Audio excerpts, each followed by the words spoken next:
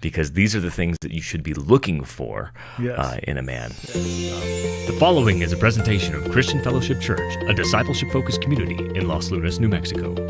Join us Sundays at 10 a.m. and Wednesdays at 7 p.m. as we preach through the Bible, line by line. Hey guys, welcome back to the Drive Bible Podcast. Joining me today, the one and only legendary Bob Huffman, the driving force behind the show, if you will. And again, this is a collaborative effort between Iron Lotus Martial Arts, the world leader in discipleship-focused martial arts programs, and Christian Fellowship Church here in the beautiful Los Lunas, New Mexico. Yeah. I'm Pastor Spencer, the host. And today we're going to be looking at Jesus as the example of what biblical manhood looks like. And we see this very clearly in Philippians 2, so I'll go ahead and read those verses for us here. Philippians 2, 5 through 8 says, "Let this mind be in you, which was also in Christ Jesus, who being in the form of God did not consider it robbery to be equal with God, but made himself of no reputation, taking the form of a bondservant and coming in the likeness of men. And being found in the appearance as man, he humbled himself and became obedient to the point of death, even death on the cross." So there's a lot of beautiful things in here that we can pontificate on for months. You know, Yes. you've got servanthood in the bondservant role. You've got humility, humbling himself, and humbling himself even to the point of death.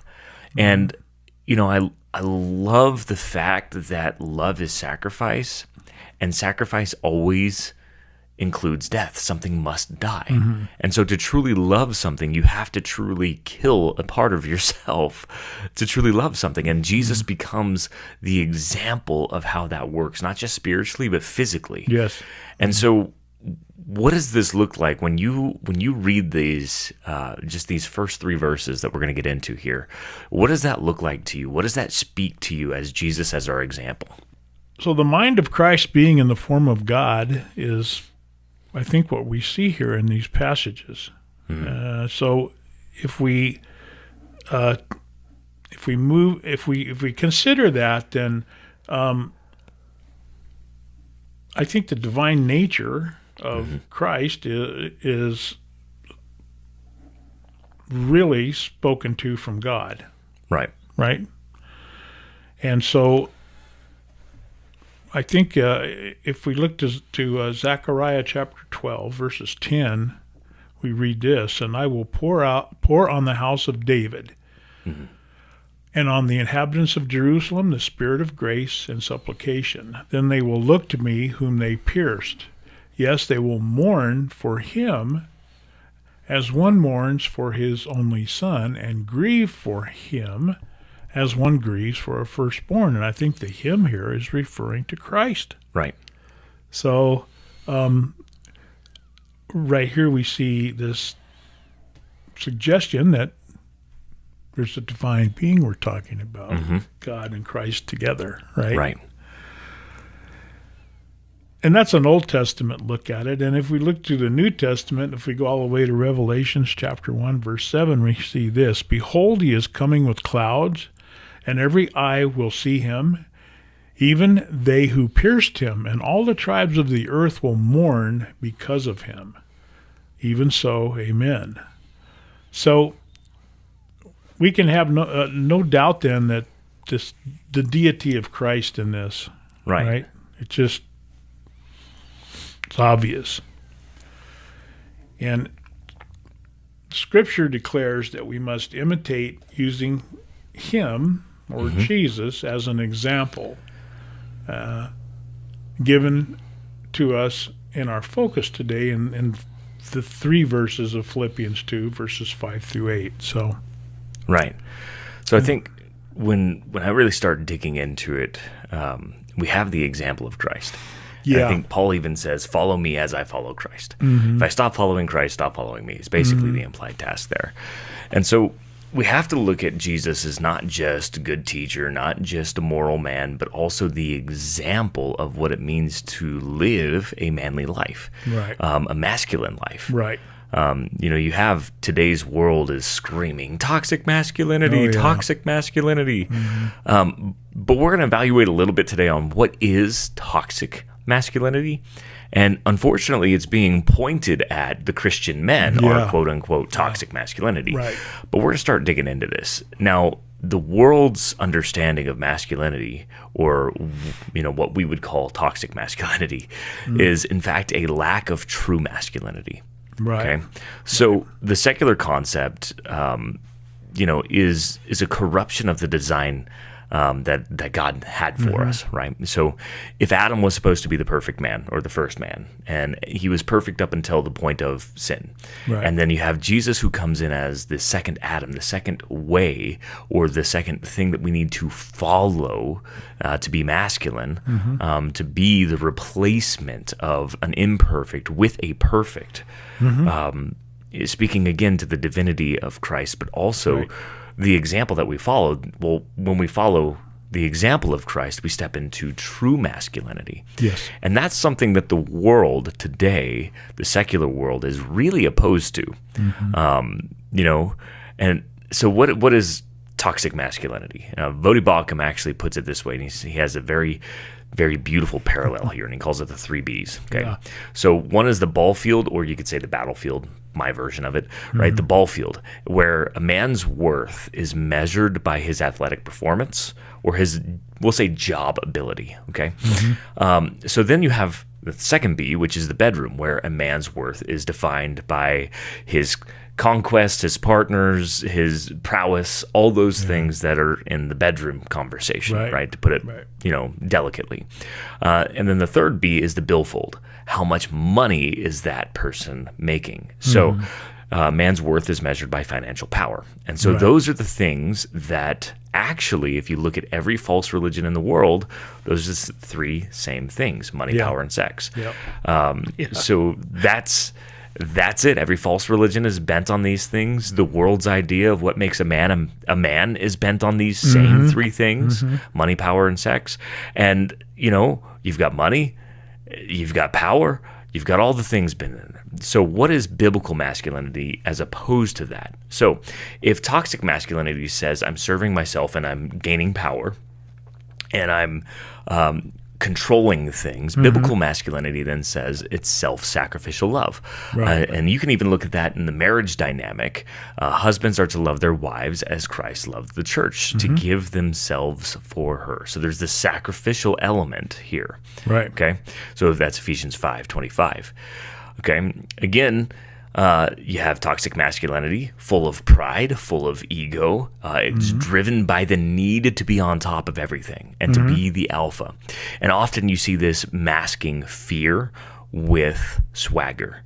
So I've got to have the right clothing, I've got to have the right look, I've got to have the right image, but really I'm afraid that people will see who I really am on the inside. So I'm masking all these things. And then when you flip that back, you've got biblical masculinity, which is humility and meekness. And this follows Christ's example that we see here, that he's not only washing the disciples' feet as a beautiful example of that, but what did he say? Being equal to God, he didn't think it was something that he could take or should take. He showed up on the earth and he had all the power in the world just to go, you know what? I'm going to snap and we're going to start this whole thing all over again.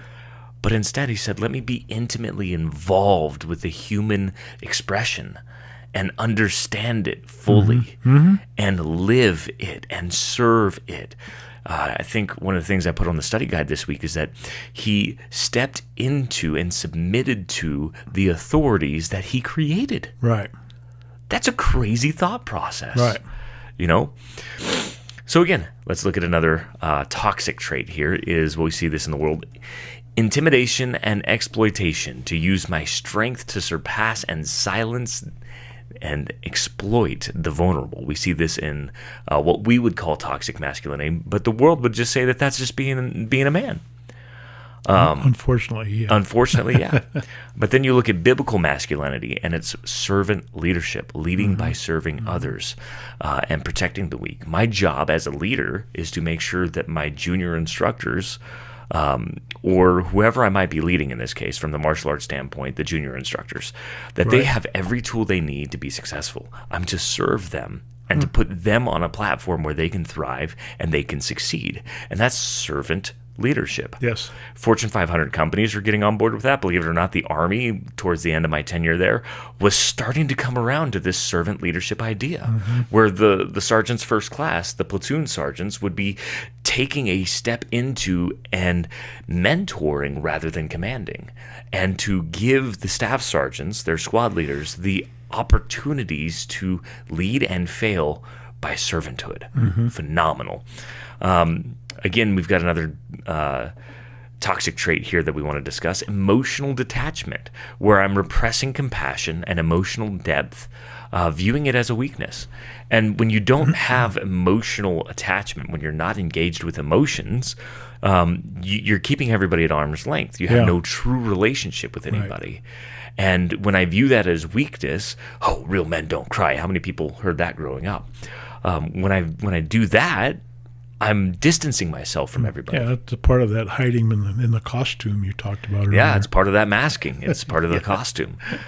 Flipping back, you've got the biblical masculinity portion of that, which is empathy and emotional wisdom. Emotional intelligence is super important, okay, and that's the secular word for it, but the biblical term that I want to use here is emotional wisdom. And it shows empathy and emotionally connectivity without being ruled by emotions, without being emotionally detached, and without being controlled by it. So how do I do that? That's wisdom. I have to understand the balance of it. It's not simply, I'm in touch with my feelings and I'm running around being emotional all day. Right. I've been accused of wearing my feelings on my sleeves, and that's fine. The shoe fits. But am I being controlled by them? Am I a rage monster? Am I hulking out constantly? No. You have to have the balance of knowing when to feel and when to show empathy and when to be strong. Sure. And that's the wisdom aspect of it. Again, toxicity comes with dominance and aggression and a self-focused, a self-interested intent. Biblical masculinity focuses on the truth of God's word and the truth of God's justice. And so we're going to unpack this in much greater detail when we come back from the break here in a minute, but wanted to just drive into this concept as we start digging into it and start thinking about, what does it mean to be a man? What is the world's definition of being a man? And really, if you've got a notepad out, I would challenge you, just write down, what is it in your opinion to be a man? And then does that line up with the example of what Christ has given us in biblical manhood? So when we come back, we're going to drive deeper into the scripture of what makes all of those biblical masculinity traits tick, and how do we apply them to our lives. We'll be right back.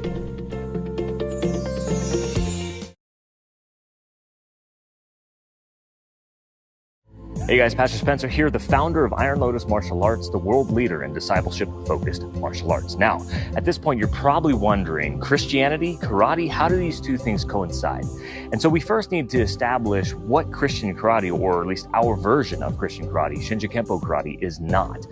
Shinja Kempo karate is not simply a technique or a punch or a kick or a kata with a Bible verse just slapped on top of it. From the ground up, we are a discipleship-focused journey. Each step along this journey represents a new path in spiritual growth, as each belt rank represents its own doctrine that we drive the students deeper into and interact with on an intellectual level. At the heart of Iron Lotus Martial Arts, we are building and developing warriors, not just in the physical sense, but in the spiritual sense, as we are developing warriors for Christ. Iron Lotus Martial Arts, where faith and discipline meet. Join us on the journey.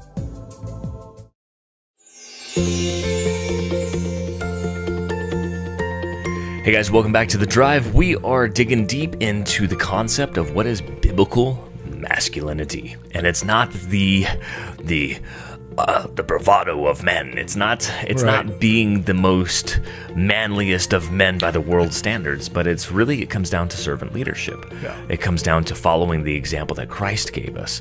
It comes down to sacrifice. It comes down to all these things. But we're going to turn the page back a little bit as we dive directly into this thing. And we're looking at Genesis 2, and Adam was commanded to tend and keep the garden in Genesis 2:15. Right. I'll let you guys turn to that. But the words here, tend, abad, and to keep, shamer, means to serve, cultivate, and to serve and cultivate, and it's an active, constructive mandate, okay? Yeah. So to create, to build, to make things productive. That's what to tend means. Now, to keep means to guard and protect and to watch over.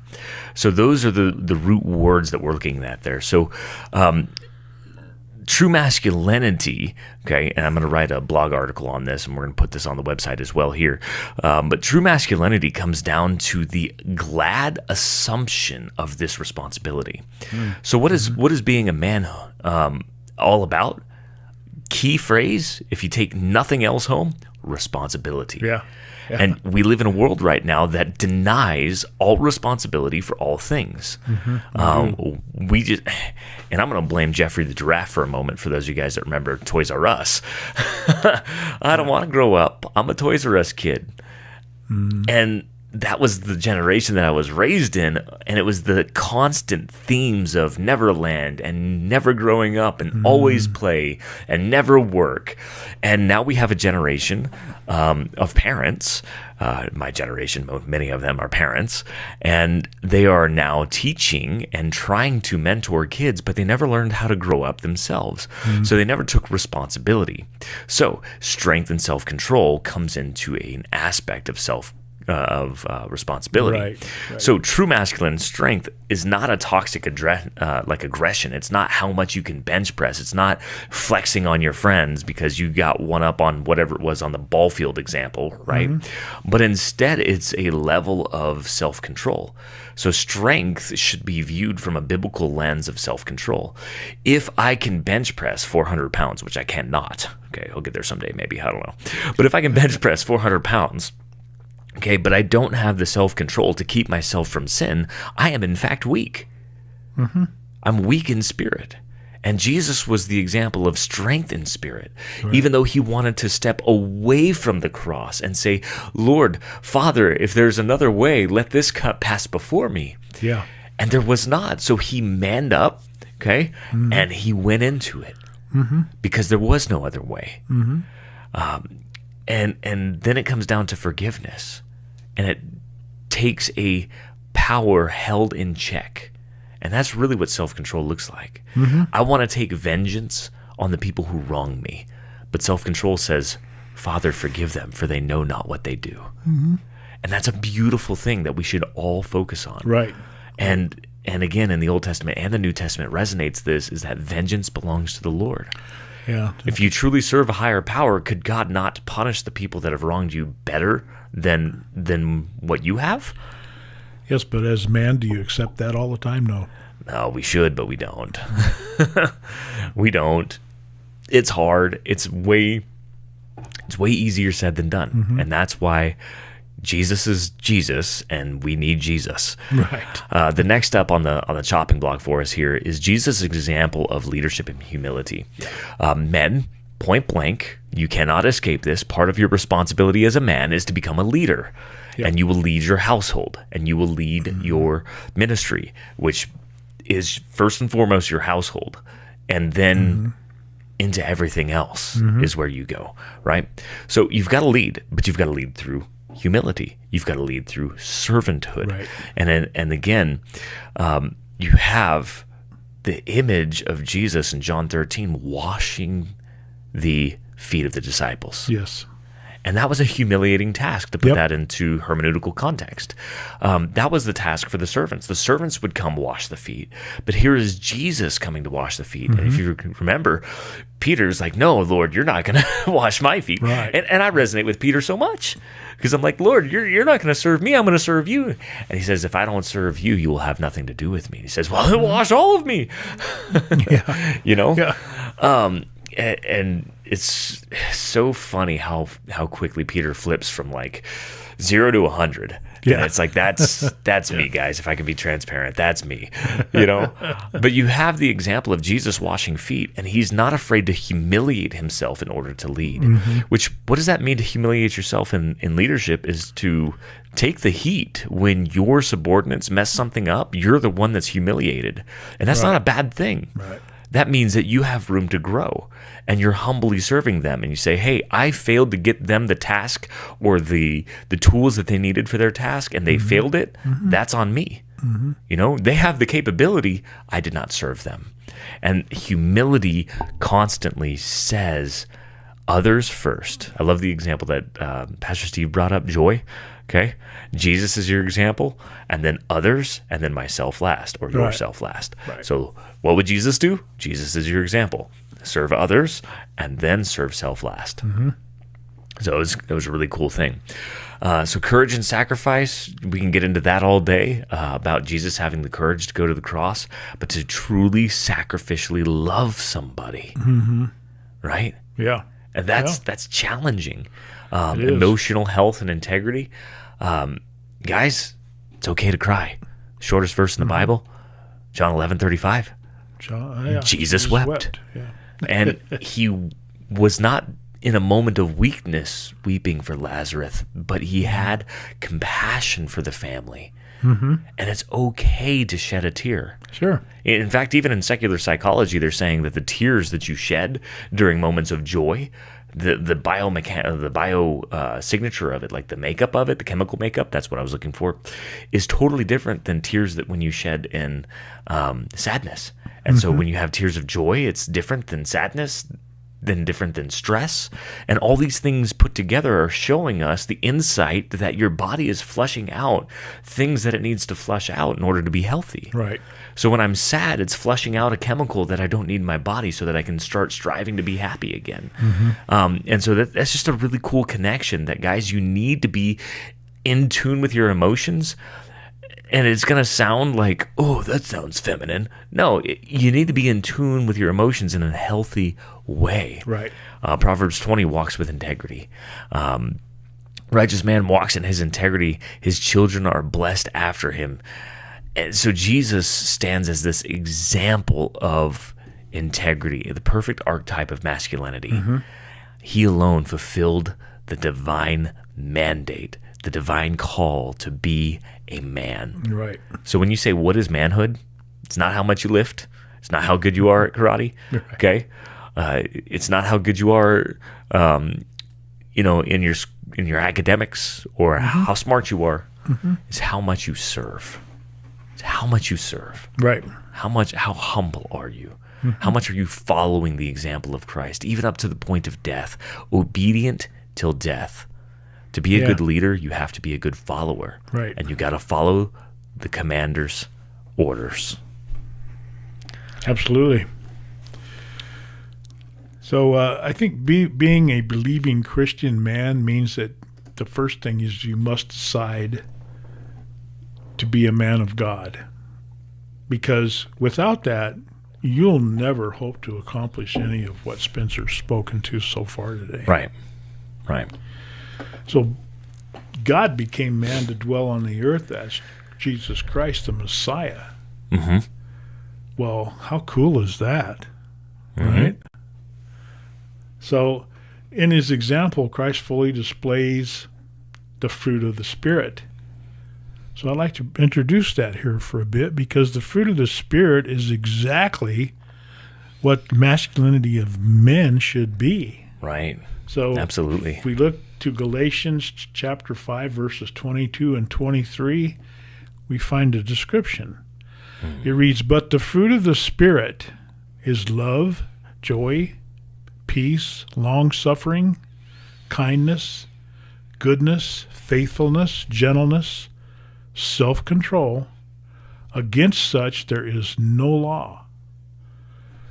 So this is the truest form of masculinity as far as I can tell, because it follows Christ's example, and that's just where we need to be in this masculine man. Right. And if you look at that last one in verse 23, gentleness, self-control, the very last piece of that is self-control, which was one of the very first pieces we talked about being a man. Your true strength is defined by how much control you have over your impulse versus, and I love the application there is, have you decided? Yeah. Have you decided to become a man of God? Yeah.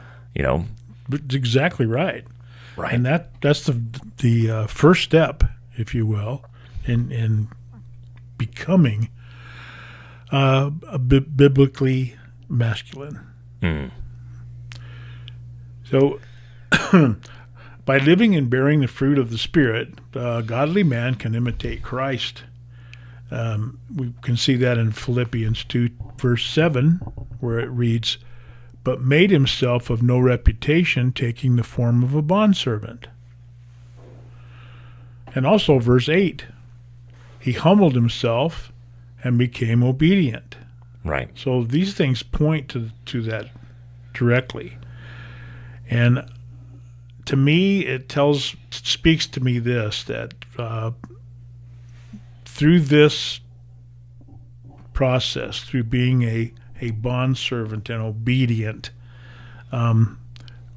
we can glorify God. And we do that because, in essence, we're magnifying the glory of Christ, right? Mm-hmm. In doing that. So if there's anything we could add to Christ, it's that we show his example in all that we do, right? And that just makes more glory for him, and that pleases God. Right. So, and when you really look at it, when you really look at it, it's how do we glorify Christ with our behavior? We do that by imitating him. Exactly right. And so when we imitate the example that Jesus left for us, we end up with glorifying Christ. Mm-hmm. But that's the thing.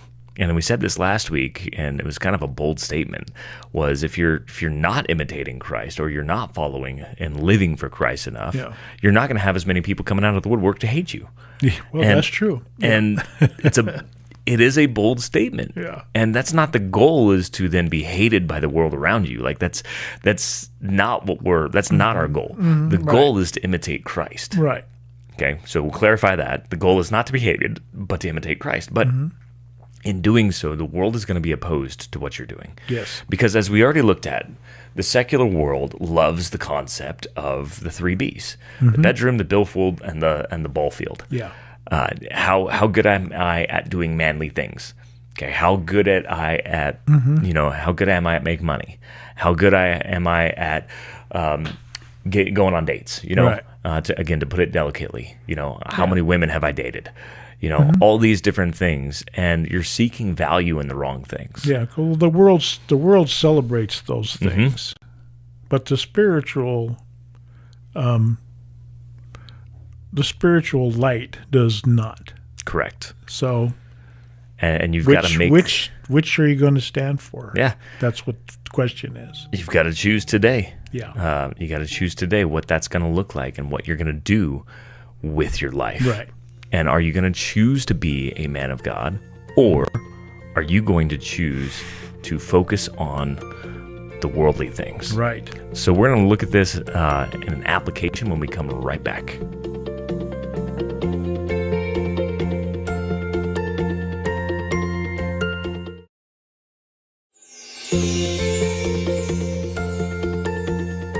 Hey guys, welcome back to The Drive. We are looking at How to Be a Man 101. Yeah. And it's a lot harder than we thought, because we got to imitate Christ, the perfect man. Yep. But our worldly desires get in the way, and our flesh gets in the way, and then all the worldly influences that build up the flesh get in the way, and then we start thinking to ourselves, I could tell it was me by the tone of my voice, I should do that, and we should not,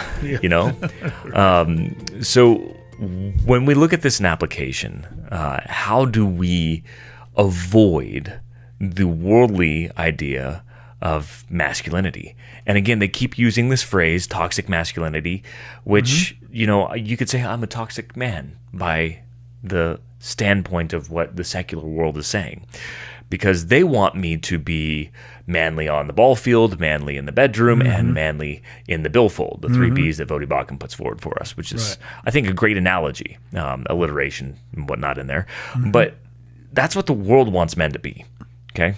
But if you're anything other than that, you get labeled toxic. And a lot of times, Christian men are the ones being labeled toxic. Yeah. So how do we live for Christ in application to imitate Christ, well, the first thing is to reject the counterfeit masculinity. Yeah. And the counterfeit masculinity, or what we would call toxic masculinity, not the world, but what we would call it, is counterfeit. It's fake. It's what the world wants us to be, and we have to reject what the world says a man is and defines a man as, and we have to look at it biblically through the lens of the Bible, which we looked at in great detail today already, and that is to emulate Christ. Right. So I have to then look at what Jesus was, and there'll be more on this in the article that we're going to post. But God's example to us, another alliteration piece here for you, 4 Ps. Jesus was the provider. He was a protector. Right. He was a pastor and a priest. Yep. As a man in our own lives, we have to be a provider, meet the needs of the household, okay? Yep. Number 1, if you fail to provide for the needs of the household, you are in sin. That is in 1 Timothy. Go dig into it. It's fantastic. You have to be a protector. You have to place yourself between your family and all that would do them harm.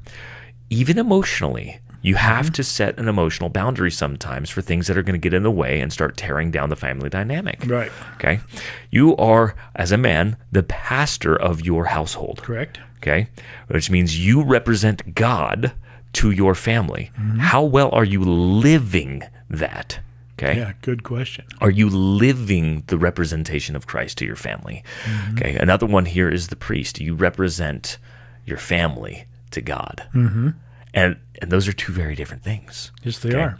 That's why, we just celebrated Reformation Day, and one of the big distinctions between a warrior or between a priest and a pastor represents God to the people. A priest represents the people to God. Well, Jesus is the last priest. We now have no need for anybody to intercede on our behalf other than Christ. Exactly. And all those things, all those 4 Ps, they are your responsibility if you're a masculine man. Correct. They are your responsibility. So you're going to assume the responsibility or not. Yeah. And that goes back to Genesis. Number 2, fulfill the foundational mandate. The mandate of men, Right. Was very good at the very beginning of Genesis. Yeah. God looked at everything and said, this was very good. Well, when did he say that? When he had created man and said, this is very good. And again, it ties us back to tend, to work, to serve, to cultivate, Right. to make productive. Right. So if you're not being productive in your life, you are failing the mandate. Yeah. Okay. Also to keep, to engage in the activities of guarding and protecting and watching over. Right. So if you're not guarding, protecting, and watching over what God has commanded you to, then you're failing your biblical mandate. Correct. So how do we apply that? Is that, again, in our family dynamic, we must be productive. We must safeguard our families and protect our wives. Okay? Absolutely. And ladies, if you're listening, these are the things that you should be looking for in a man. Right. Okay? Right. Number 3 here is to emulate Christ. And this, again, we talked about in great detail, is glorifying Christ. Okay? But we emulate Christ in all things.